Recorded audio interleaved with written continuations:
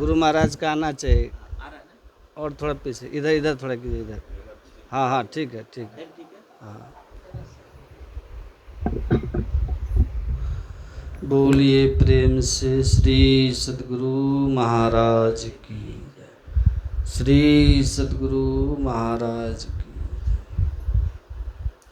बंदो गुरुपद कंज कृपा सिंधु नर रूप हरि महामोह तम पुंज जासु वचन रवि करनी कर। बोलिए प्रेम से श्री सद्गुरु श्री सद्गुरु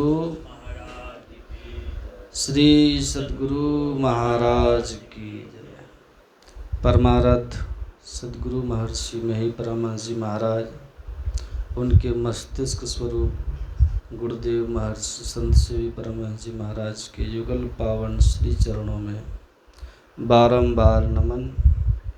मेरी पूज्य माता जी के चरणों में नमन। सत्संग में उपस्थित आदरणीय श्री शिवचरण बाबू, पूज्य माता जी एवं उनके सुपुत्र श्री प्रकाश अग्रवाल जी, आप सबों को मेरा प्रणाम। सबों को जय गुरु महाराज। आज ध्यानाभ्यास का तीसरा दिन का प्रथम पाली सत्संग में हम लोग बैठे हैं। ध्यान से साधना शिविर में हम लोग भाग लिए हैं और गुरु महाराज की कृपा से यह कार्यक्रम संपन्नता की ओर है।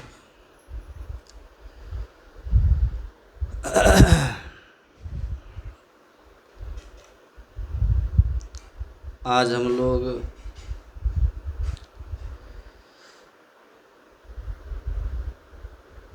इस ध्यान यज्ञ के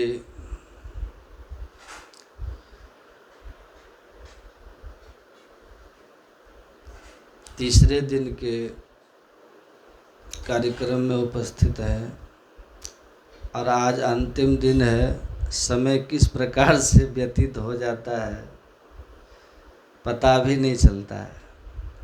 व्यक्ति जब अपने किसी महत्वपूर्ण कार्य को संपादित करता है तो वो महत्वपूर्ण कार्य ही उन्हें वो दिन को और तिथि को स्मरण दिलाता है, नहीं दिलाता है। हमें अपने जीवन में एक विचारणीय बातें अवश्य बार बार स्मरण में लाना चाहिए कि हमें जीवन का सबसे महत्वपूर्ण कार्य क्या है जो करना है।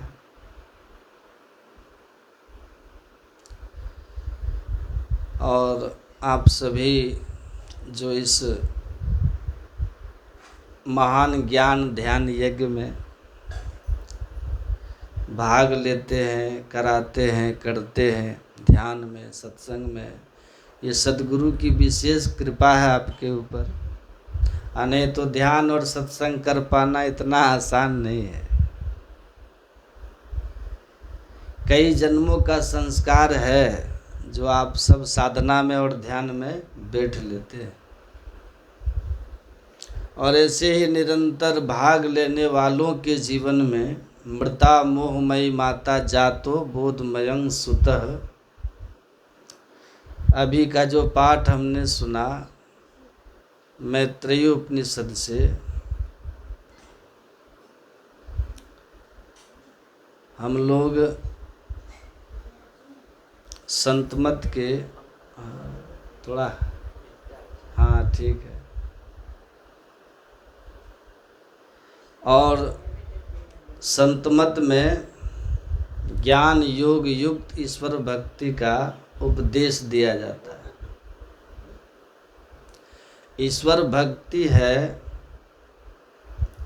लेकिन वह ज्ञान और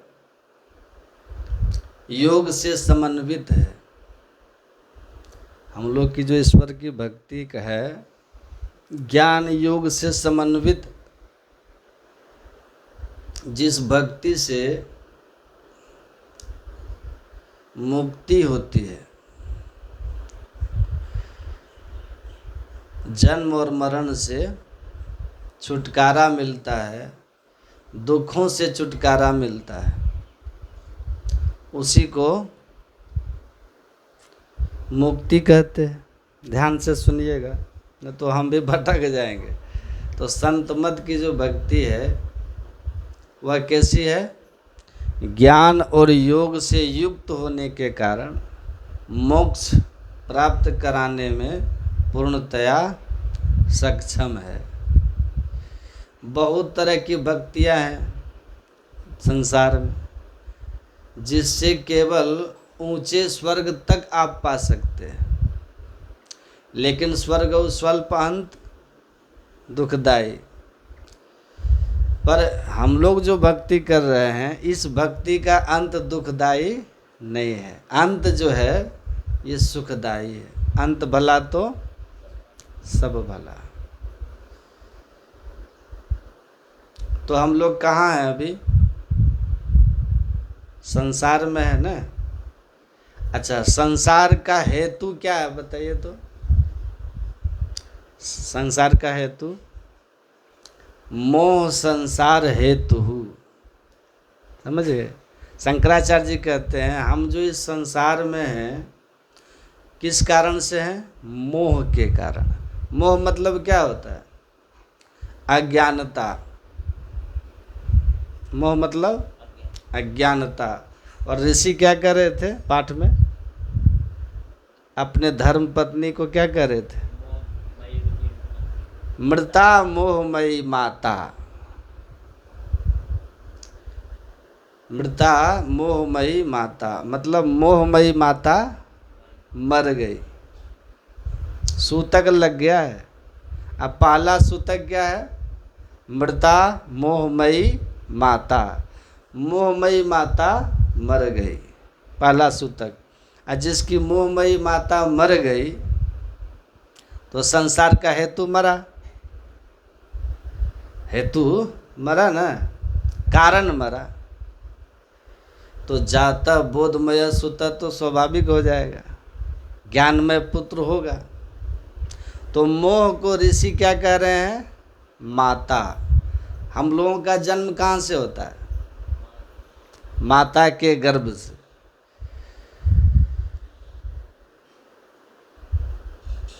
इसीलिए मोह को माता कहा, जहाँ से हम इस संसार में आते हैं।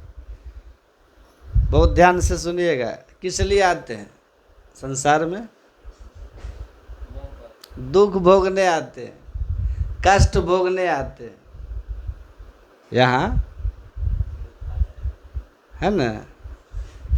तो मोह को माँ कह रहे हैं ऋषि, जन्म देने वाली माँ संसार में। ये मोह के कारण ही हम लोग आते हैं। और जन्म होता है तो दैहिक दैविक भौतिक ताप आया। तो दुख की जननी कौन है? मोह। दुखों की जननी मोह सकल व्याधिन कर मूला, अतेहि ते पुण्य उपजहि बहु सूला। समझिएगा एक एक बात को। मोह सारे दुखों के मूल में है। मोह जन्म सबके मूल में है। जन्म ही नहीं हो तो दैहिक दैविक भौतिक ताप किसको होगा? होगा। तो सब दुख के मूल में कौन है? मोह को कहा। ऋषि माता कहते हैं और तुलसीदास जी महाराज क्या कह रहे हैं? मोह को सब दुख का मूल कहते हैं। और साथ ही साथ मोह के संबंध में और भी सुनिएगा, मोह निशा सब सोवनिहारा। मोह रात्रि के समान। निशा मतलब रात्रि। अच्छा, रात्रि में भय लगता है कि नहीं लोगों को? भूत का भय कब लगता है? दिन में कि रात में? रात में। सांप का भय कब लगेगा आपको? अंधेरे में। रात्रि मतलब क्या होता है? अंधकार, अंधेरा, अज्ञानता। तो कहते हैं मोह जो है ना रात्रि के समान है, रात्रि है, ये भय उत्पन्न करता है मोह। अच्छा, भगवान बुद्ध ने देखिए क्या कहा मोह को, मोह से शोक, मोह को शोक और भय उत्पन्न करने वाला कहा। क्या कहा? अब महाभारत में भीष्म पितामह ने युधिष्ठिर जी महाराज से कहा मोह के बारे में, को मोहात मृत्यु प्रपद्यते, मोह ही मृत्यु का कारण है। कौन कह रहे हैं? भीष्म पितामह। मृत्यु होगा तो पुनर्जन्म होगा, मृत्यु होगा तो पुनर्जन्म होगा। ईश्वर अमरता के कारण है, जहाँ से पुनर्जन्म नहीं होगा, और मोह मृत्यु के मुंह में भेज देगा, जहाँ से फिर जन्म और मरण होगा। अब मोह है कैसा? मोह अब सुनिएगा, अपने से निकलना चाहिएगा, निकल ही नहीं पाइएगा, ये मोह से निकल ही नहीं पाइएगा। भगवान कृष्ण कह रहे हैं यदा दे मोह गलिलम, मोह जो है ना दलदल है, दलदल समझते हैं? भगवान कृष्ण अर्जुन से कहते हैं हे अर्जुन, मोह एक दलदल है, दलदल से जितना आप निकलना चाहिएगा ना उतना धंसते जाइएगा। निकलने की टेक्निक होती है दलदल से। दलदल में कोई खड़ा नहीं चल सकते हैं, दलदल में लेट करके चला जाता है, लेट करके। युक्ति जानेंगे तब ना, नहीं तो आप धंसते चले जाएंगे। और इसलिए लोग कहते हैं क्या कहें बाबा क्या करें, माधो मोह फांस क्यों टूटे। तुलसीदास जी कह रहे हैं मोह फांस है, फांस बंधन, फांस है मोह, बंधन है। लेकिन सूरदास जी कहते हैं पग न इत उत धरण पावत उर्झे मोह सेवार। पानी में चलिएगा ना, जब बंद जो ठहरा हुआ पानी होता है तालाब का, बहुत बरस का जो ठहरा पानी होता है, उसके नीचे सेवार जम जाता है, उगाता है। और सेवार में जब आप आगे बढ़ना चाहेंगे ना तो क्या होता है पता है? वो सेवार पैर को बांध लेता है। जब पैर को बांध लेगा तो आप तैर नहीं पाइएगा, क्योंकि पैर बंध गया, तो उसमें उलझ पुलझ जाएंगे। तो क्या होगा? आप डूब के मर जाएंगे, है ना? तो आप समझ सकते हैं कि ये मोह कैसा है। ये मोह की रात्रि, मोह निशा, मोह रूपी माता कितनी खतरनाक है ना? खतरनाक। सब दुख के मूल में जन्म और मरण का हेतु है ये मोह। मोक्ष कैसे होगा? जब मोहमयी माता मर जाएगी, इससे हम मुक्त हो जाएंगे। या मोहमयी माता मर जाएगी तो मोक्ष हो जाएगा। ये भगवान कपिल मुनि, सांख्य दर्शन के प्रणेता भगवान कपिल ने कहा कि ये मोह होता क्यों है। कारण भगवान महावीर ने कहा कारणम पड़ी जानिया त्यू चट्टा। पहले आप कारण को जान लीजिए, तब उसको निवारण में आसानी हो जाएगी। डॉक्टर जांच करके रोग का कारण पकड़ लेता है, जांच करके तब एकदम सही दवा लिखता है, इलाज हो जाता है, हम क्योर हो जाते हैं, ठीक हो जाते हैं। भगवान महावीर कहते हैं तुम्हारे जीवन में दुख है, उसका कारण जान लो। रस्किन ने लिखा, रस्किन एक पश्चिम में दार्शनिक है, उन्होंने लिखा कि life is it self a misery, मतलब जीवन अपने आप में दुख है, जीवन अपने आप में दुख है। तो कोई पूछा उनसे कि जब जीवन अपने आप में दुख है तो मृत्यु क्या अपने आप में सुख है? तो किसी ने कहा उनको कि इसका क्या मतलब कि हम मृत्यु को प्राप्त हो जाए तो जीवन सुखमय हो जाएगा। तो आप जानते हैं कि आत्महत्या कर लेंगे तो और दुख में चले जाएंगे, भूत प्रेत बन जाएंगे। तो रस्किन ने कहा लाइफ जो मैं कह रहा हूँ कि जीवन अपने आप में दुख है, इसका उद्देश्य ये नहीं है कि आप जाके मर जाओ तो सुख है। तो फिर ये सुख कैसे है? तो उन्होंने कहा जीवन में दुख का कारण क्या है? फैसिनेशन, मतलब मोह, आसक्ति दुख का कारण है, मोह। तो सुख कैसे होगा? Only a life without fascination can be happy. नहीं, केवल वही जीवन सुखमय होगा जो मोह मुक्त होगा। अब मोह आता कहाँ से? बोलते जाइए आप लोग। मोह मुक्त होगा, लेकिन मोह आता कहाँ से? तब न छूटिएगा, कारण जानिएगा तब निवारण कीजिएगा। मोह आता कहाँ से? तो कपिल मुनि ने जवाब दिया कहाँ से आता है। वो कहते हैं अज्ञानीन, अज्ञानता से ये मोह आता है। अज्ञानेन आवृतम ज्ञानम तेन मुह्यन्ति जंतवः। हे माँ, हमारा जो ज्ञान है, भगवान कपिल कह रहे हैं, वो अज्ञान से ढका हुआ है और इसलिए जीव मोहित होते रहता है, मोह में फंसता है। समझ में आ रहा है?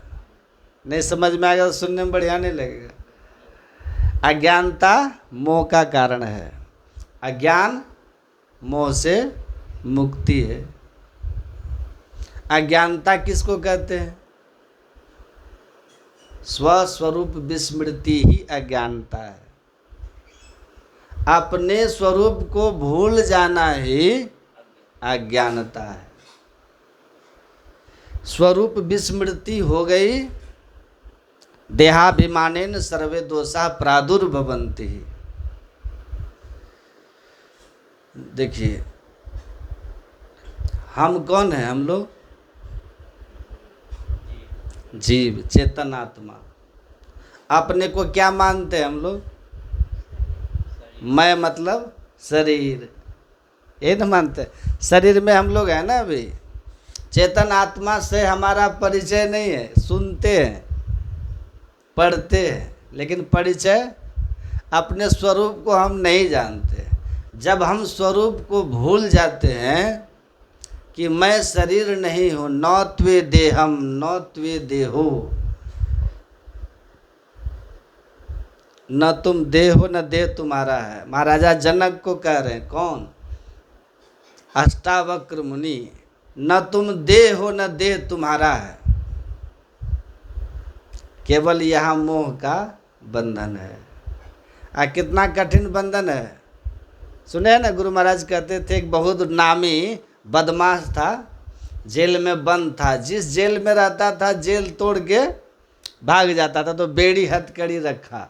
मिस्किनिया नाम का एक बहुत बड़ा पहलवान आया, राजा को कहा कोई तुम्हारे राज्य में हमसे लड़े। तो कोई डर से नहीं लड़ता था उनसे, क्योंकि वो जो उससे लड़ता था उसको जान ही मार देता था या देह हाथ की हड्डी तोड़ देता था मिस्किनिया। तो राजा ने कहा कोई केवल इससे लड़ ले ना तो हम उसको मुँह मांगा धन दे देंगे, इतना धन दे देंगे कि वो मर भी जाएगा तो परिवार की 7 पीढ़ी दुखी नहीं होगा।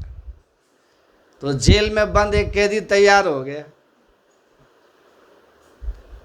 कि हम लड़ेंगे।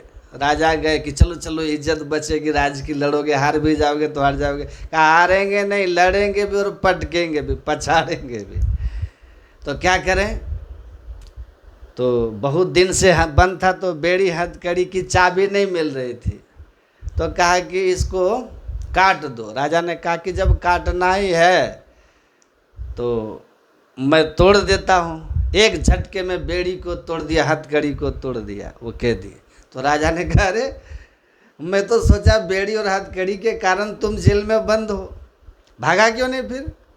जब तोड़ सकता था तो कहा कि इस बार आप जेल में बंद करते समय हमको क्या बोले थे कि अगर तुम जेल से भाग गया तो तुम तो भाग जाओगे, लेकिन इस बार हम तुम्हारे बीवी बच्चों को पकड़ करके जेल में डाल देंगे।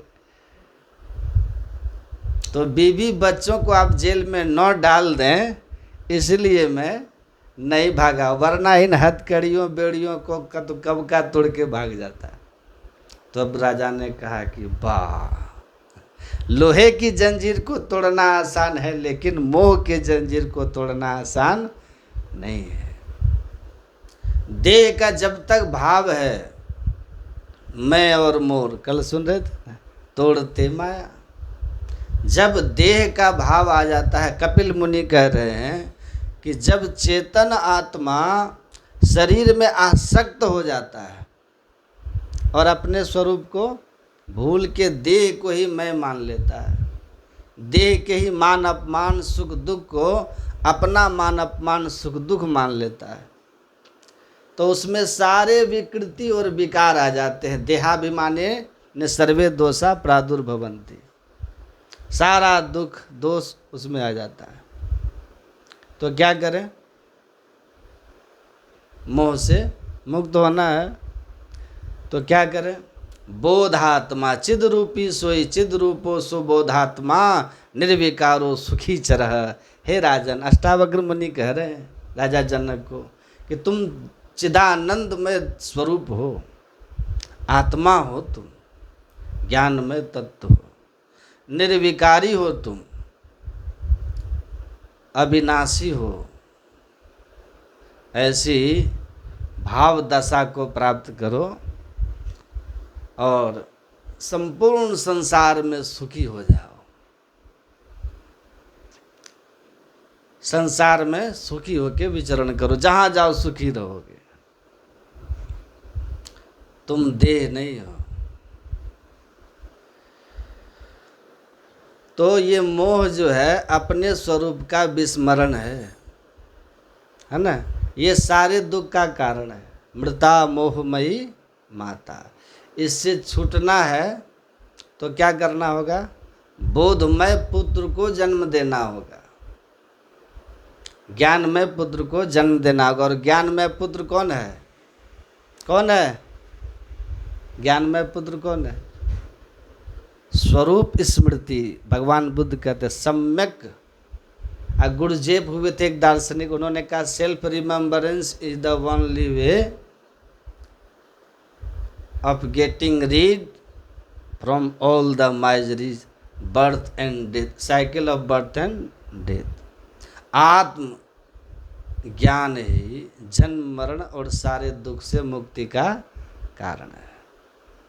तो आत्मज्ञान हो, बोधमय पुत्र का जन्म होना मतलब क्या हुआ? ज्ञान का उत्पत्ति होना, अपने स्वरूप को जान लेना। जब तक स्वरूप बोध नहीं तब तक जन्म और मरण है ना, स्वर्ग और नरक, पाप और पुण्य, ये चलता रहेगा। संत महापुरुषों ने इसी बात को समझाया और कहा कि मोक्ष का कारण क्या है? आत्मज्ञान, ईश्वर स्वरूप की पहचान। और ऋषि क्या कह रहे हैं? ये अवस्था कैसे आएगी? अपने आ गया ऋषि को। तद विज्ञाने गुरु मेवा भी गच्छेद समित पाणि श्रोत्रिय ब्रह्मनिष्ठ।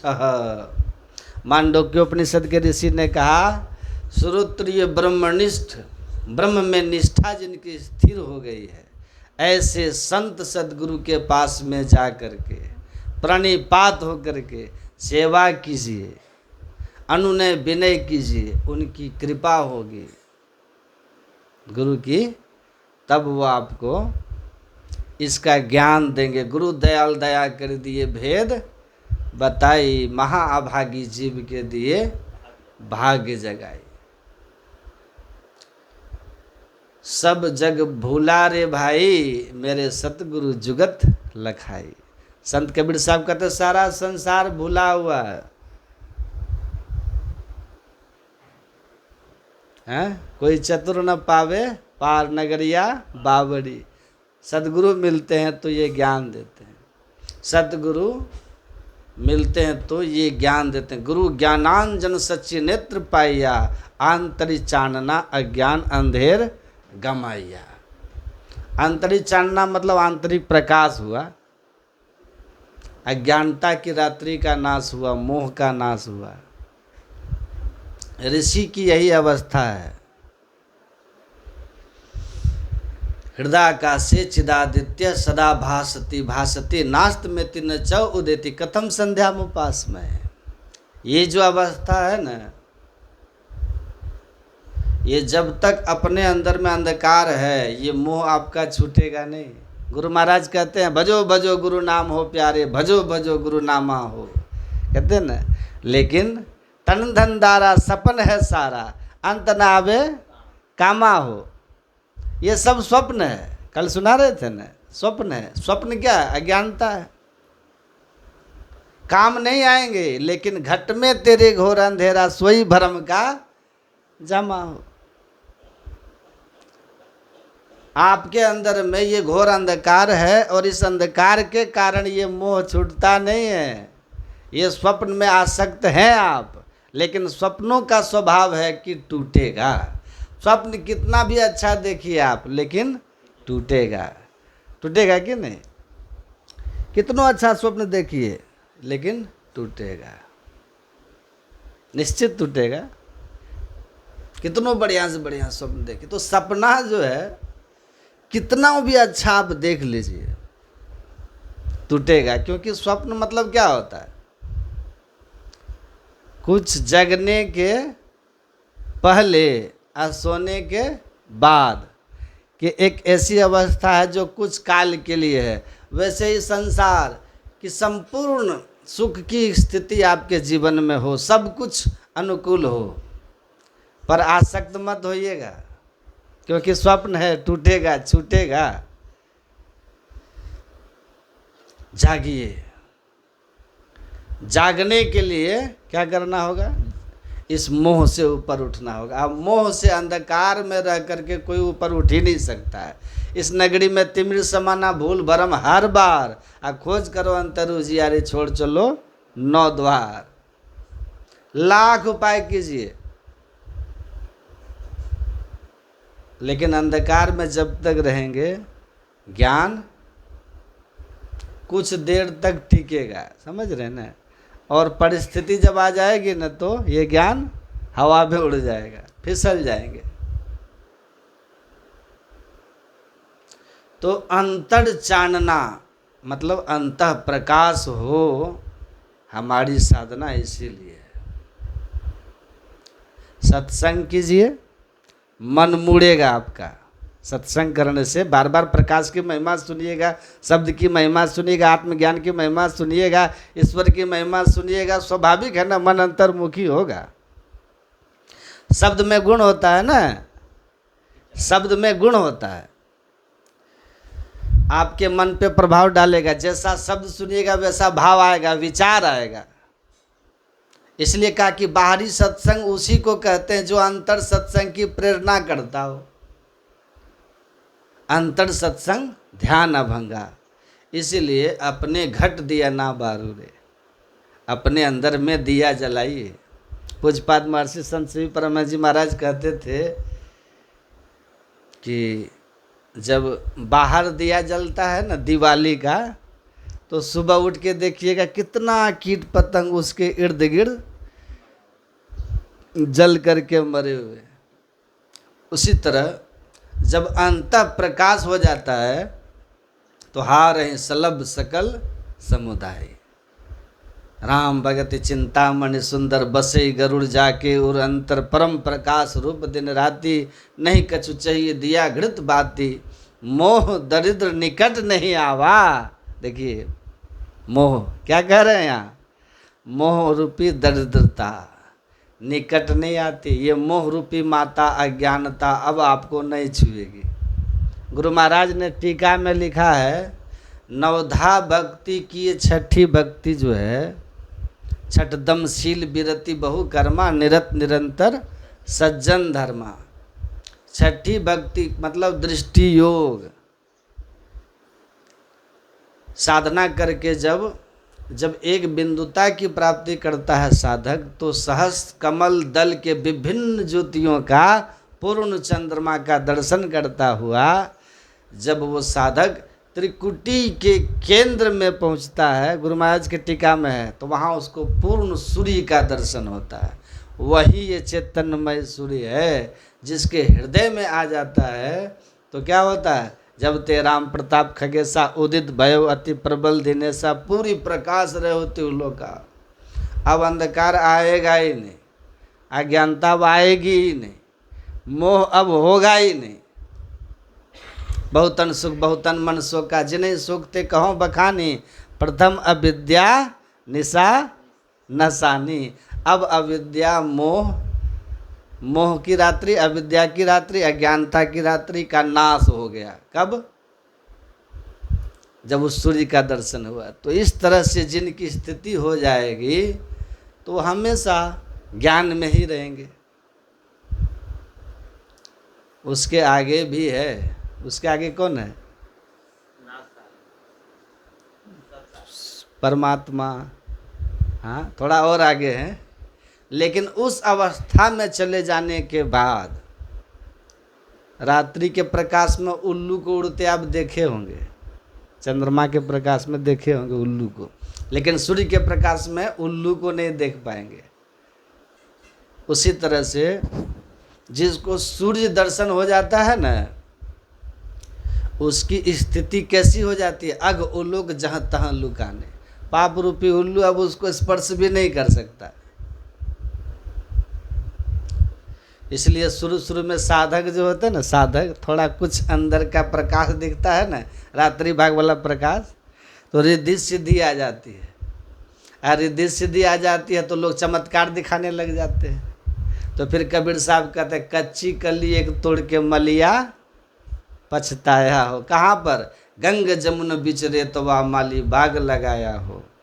गंगा जमुना ईड़ा पिंगला के मध्य में रेत, समझते हैं रेत, बालू का कण बिंदु पर दृष्टि टिकाया योग, हृदय वृत्त केंद्र बिंदु जो चमचम चमके ना, नजर जुड़ी तक की धस होता ही में धुन सुन पावे ना।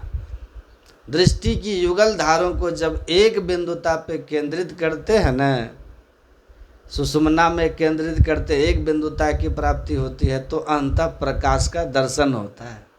उस दर्शन में सिद्धियां आ जाती हैं। रिद्धि सिद्धि प्रेरई बहु भाई, बुद्धि लोभ देखावे आई, हो ही जो बुद्धि परम सिया ने तीन तन चितब न अनित जाने। हमारे गुरु महाराज जी ने कहा है कि रिद्धि सिद्धि के चक्कर में मत पड़ो। प्रारब्ध से जो कुछ आए उसका सत्कर्म में खर्च करो, आश्रम बनाओ, प्रचार करो, है ना, जो भी करना है अच्छा काम वो करो, लेकिन चमत्कार रिद्धि सिद्धि पा करके चमत्कार दिखा के आज संसार मत बटोरो। हमारे गुरु महाराज जी ने कहा है कि रिद्धि सिद्धि प्रेरे बहु भाई, इससे बच के रहो। गुरु महाराज ने ये भी कहा कि जो नियम से सत्संग और ध्यान करेंगे उसको रोटी कपड़ा मकान की कमी नहीं होगी, तो हम लोग भूखे भी नहीं मरेंगे। लेकिन रिद्धि सिद्धि तो ये हम लोग के साधना से आ जाती है, इस साधना से भी आ जाती है। जब करेंगे, हाँ, क्या कोई चीज़ की कमी है आपको? सब चीज़ है। बिना कोई चमत्कार दिखाए, जिन पाया तिन छिपाया करते हुए, समझ रहे हैं ना। तो इसीलिए साधन भजन कीजिए। संत मत का ज्ञान श्रेष्ठ ज्ञान है। अनुभव होगा कब? जब करेंगे ये, और ये नगद सौदा है। समय लगा के साधना कीजिएगा ना, सदाचार में रहकर कुछ न कुछ अनुभव आपको अवश्य होगा, जरूर होगा, निश्चित होगा। तो इसलिए एकदम एक मुस्तैद होकर साधना में लगे रहिए। बिंदु ध्यान गगन की ओट निशाना है ना। दाहिने सूर्य चंद्रमा, बाएं तीन के बीच छिपाना है। बता रहे हैं ध्यान कहाँ लगाना है। बिंदु का ध्यान करना है, कहाँ पे करना है? वो निशान कहाँ है? आपके अंदर में। आपके अंदर में वो निशान है जहाँ पे ध्यान लगाना है। कैसे लगाओगे? यही तो गुरु गम बात है ना, यही ना गुरु युक्ति है। गुरु युक्ति से जब तक नहीं ताकोगे तब तक कुछ होने वाला नहीं है।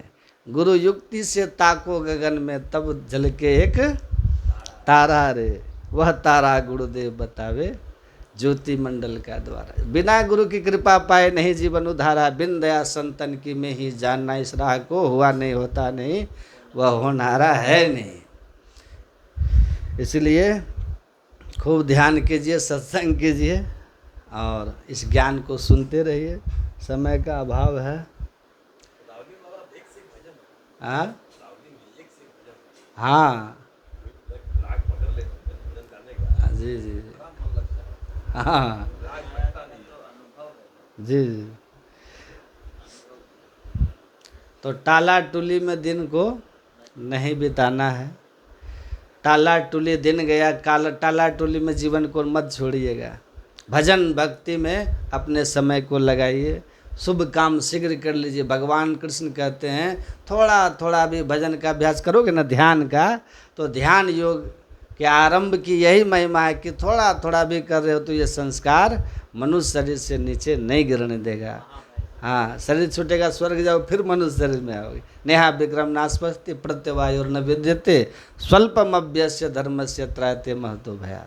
थोड़ा थोड़ा भी इसका अभ्यास महाभय में जाने से आपको बचा लेता है, नीच जोनि में जाने से बचा लेता है। इसलिए शतम विहाय भोक्तव्यम सहस्रम स्नान माचरेत और लक्षम विहाय दातव्यम कोटिम त्यक्त्वा हरिम स्मरेत।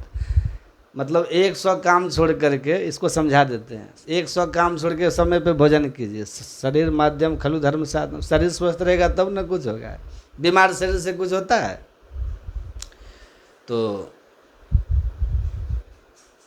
100 काम छोड़ दो लेकिन भोजन समय पे करो। धन कमा रहे हैं और शरीर नष्ट हो जाए, अब पता चला कि धन कमाने में शरीर का ध्यान नहीं रखे, अब बाद में कमाया हुआ धन से अब किडनी ट्रांसप्लांट करा रहे हैं या कुछ और करा रहे हैं, फिर वही धन कहाँ लगा रहे हैं? शरीर में लगा रहे हैं। तो उससे बेहतर है ना कि शरीर का ध्यान करते हुए बिना गंजन कराए हैं शरीर का, और धन थोड़ा कम ही कमा लें, क्या दिक्कत? बाद में शरीर का गंजन भी करोड़ों खर्च करने से बेहतर है ना। तो संत लोग कहते हैं 100 काम छोड़ करके समय से भोजन करना, स्वास्थ्य पर ध्यान देना है, शास्त्र की बात है। 1000 काम छोड़ करके स्नान करना, मतलब भोजन से ज़्यादा महत्व स्नान का, तो स्नान भी करना है 1000 काम छोड़ के। 1,00,000 काम छोड़ देना, लेकिन लक्ष्यम विहाय दातव्यम, 1,00,000 काम छोड़ना पड़े तो छोड़ देना। लेकिन अगर आपको भगवान ने धन दिया है तो उसमें से कुछ न कुछ अपने हैसियत के अनुसार, 1 रुपया लायक हो तो 1 रुपया, 1 करोड़ लायक हो तो 1 करोड़, लेकिन ज़रूर कोई अगर मांगने आया है और आप जानते हैं कि वो ज़रूरतमंद है, तो किसी धर्म के कार्य के लिए मांग रहा है या ज़रूरत है उसको, बहुत ज़रूरी है, गरीब है, तो उसको दान कर देना 1,00,000 काम छोड़ करके। काम आएगा वो परलोक में। और 1 करोड़ काम छूट जाए तो छूट जाए, छोड़ देना, लेकिन कोटिम त्यक्त्वा हरिम स्मरेत। लेकिन 1 करोड़ काम छोड़ करके समय पर बैठ करके ध्यान जरूर करना, ध्यान कर लेना, क्योंकि ध्यान का संस्कार जो है पुण्य भी देगा, स्वर्ग भी देगा। अब पुनर्जन्म अगर हुआ तो मनुष्य शरीर ही होगा, और नहीं तो मोक्ष अंत में फलित हो जाएगा। इसीलिए ध्यान, सत्संग, सत्कर्म ये जीवन के मूल आधार हैं। इसको एकदम पकड़ के रखिएगा। कितना सुंदर है बात। यहाँ हमारे श्री प्रकाश अग्रवाल जी देखते हैं हरदम सत्संग कराते रहते हैं, महात्माओं को बुला बुला के सत्संग कराते हैं। लोगों को लाभ होता है, इनको भी लाभ होता है, हम लोगों को भी लाभ होता है। तो धन तो बहुत बड़े बड़े लोगों के पास होता है, लेकिन धर्म में सबका मन नहीं लगता। ये जब इनकी कृपा होती है ना, तभी धर्म में मन लगता है ना। तो इतना व्यस्त जीवन के बाद भी ये अपना समय निकालते हैं और सत्संग में बैठते हैं, सत्संग कराते हैं, सत्संग के लिए लोगों को अवसर प्रदान करते, उपलब्ध कराते हैं। तो आप सब बड़ा पुण्य का काम कर रहे हैं, यही असली जीवन है। बाकी जितना जमा करते जाइए वो तो सब छोड़ जाइएगा, यही जो है ना साथ जाएगा। इसलिए संसार और परिवार के लिए भी कीजिए और अपनी आत्मा का ख्याल एकदम हरदम रखिए। इसका साथी कौन है? सत्संग, ध्यान और सत्कर्म। तो सत्संग, ध्यान, सत्कर्म में अपने जीवन को लगाइए और जीवन को सार्थक बनाइए। मैं गुरु महाराज से प्रार्थना करता हूँ कि आप सबों का जीवन भक्तिमय, सुखमय हो। आपके पूरे परिवार के सभी के ऊपर गुरु महाराज की कृपा बनी रहे, सबका जीवन सुखमय हो। बोलिए प्रेम से श्री सद्गुरु। अब एक टाइम का सत्संग और बचा है, 2 टाइम का, रात्रि का और अपराह्न काल का। श्री सद्गुरु महाराज की।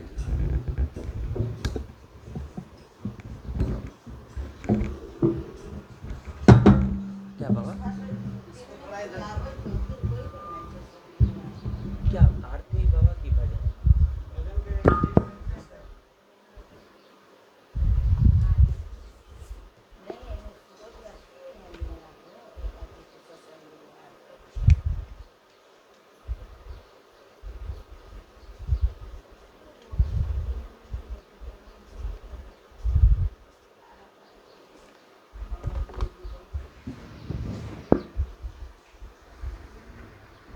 बिना माइक के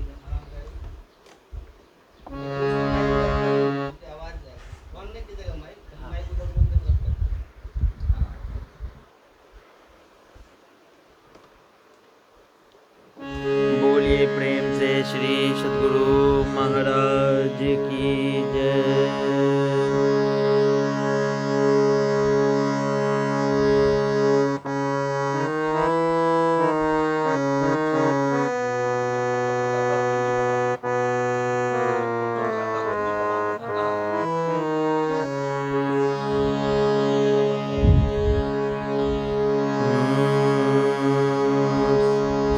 सद्गुरु महाराज की जय।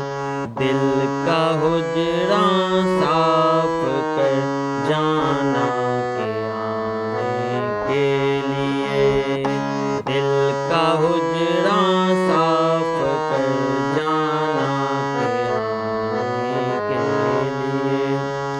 ध्यान गैरों का उठा, ध्यान गैरों का उठा, उसको बिठाने के लिए, दिल का हुजरा साफ कर जाना के आने के लिए।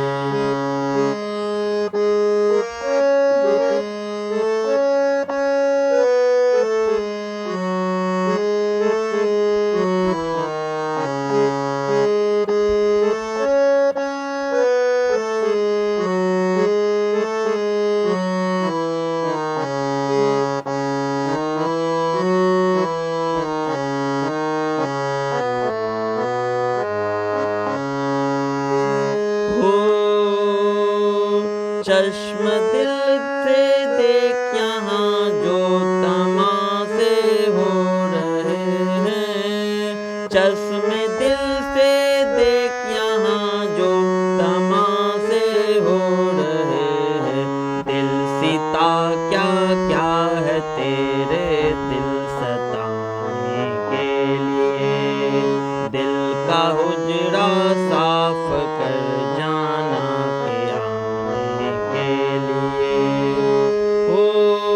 एक दिल लाखों तमन्ना उस पे ज्यादा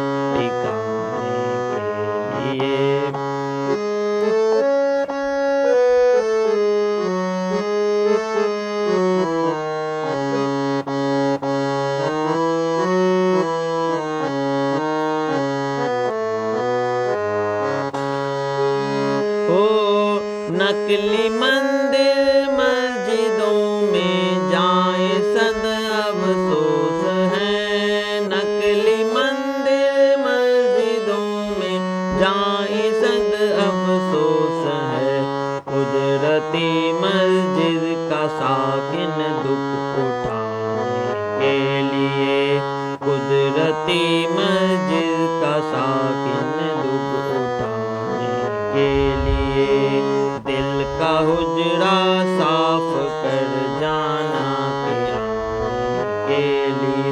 वो ध्यान गैरों का उठा उसको बिठाने के लिए, दिल का हुजरा साफ कर जाना के लिए। ओ कुदरती काबे का तू मेहराब में सुन गौर से, कुदरती काबे का तू मेहराब सुन गौर से, आ रही दूर से सदा तेरे बुलाने के लिए, आ रही दूर से सदा तेरे बुलाने के लिए।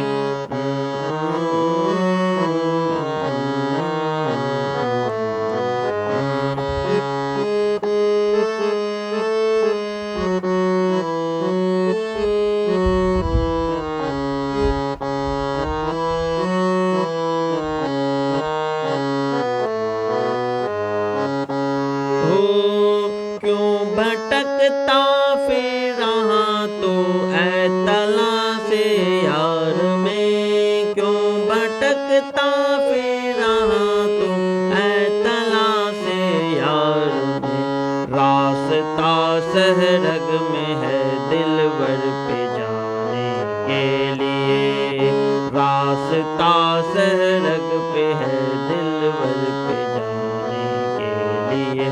वो ध्यान गैरों का उठा उसको बिठाने के लिए, दिल का हुजरा साफ कर जाना के आने के लिए। ओ मुर्शिदे कामिल से मिल सिद्दक ज़बीर से तकी, मुर्शिदे कामिल से मिल सिद्दक और सबूरी से तकी, जो तुझे देगा फहम सहरग पे पाने के लिए हो, जो तुझे देगा फहम सहरग पे पाने के लिए। ध्यान गैरों का उठा उसको बिठाने के लिए, दिल का हुजरा साफ कर जाना के आने के।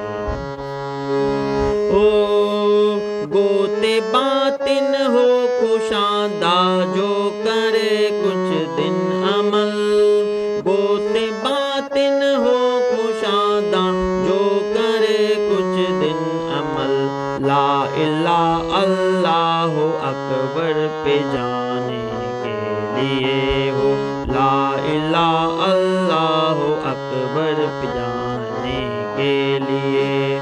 ध्यान गैरों का उठा उसको बिठाने के लिए, दिल का हुजरा साफ कर जाना के आने के लिए। ओ यह सदा तुलसी की है आमिल अमल कर ध्यान दे, ओ ये सदा तुलसी की है आमिल अमल कर ध्यान दे। सुन कुन पुराणों में लिखा अल्लाह अकबर के लिए, कुन पुराणों में लिखा अल्लाह अकबर के लिए। ध्यान गैरों का उठा उसको बिठाने के लिए, ओ ध्यान गैरों का उठा उसको बिठाने के लिए, दिल का हुजरा साफ कर जाना के आने के लिए हो, दिल का हुजरा साफ कर जाना के आने के लिए। श्री सद्गुरु महाराज की जय। आरती संग सतगुरु के की जय, अंतर जोत होतल छत नवतारे मुक्ता हल पोहपमा लहिए हार गुही जैसे तपान मिष्टान मिठाई चंदन धूप दीप सब चीज झलक झमन मीन मजीरा मधुर मधुर धुन